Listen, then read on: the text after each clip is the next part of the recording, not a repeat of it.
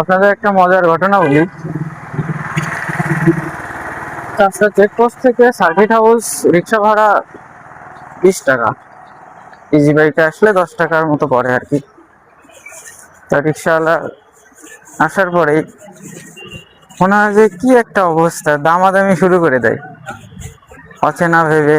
মনে করে যে কোথায় থেকে আসছে না আসছে, ওরা মাছের মতো সবজির মতো দামাদামি শুরু করে দেয় যে কত দেবেন।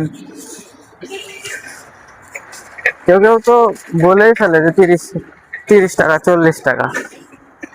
এইসব কি ভাই, আপনারা যদি কারো থেকে এইভাবে নেন, তো এটা তো ফিক্সড। ফিক্সড না বললে চলে, আবার ফিক্সড, কারণ এইটুকু রাস্তা আপনারা অনেকেই জানে না, দূর দূরান্ত থেকে আসে অতিথি যশোরে, তারা তো বিভ্রান্তির মধ্যে পড়ে যায়।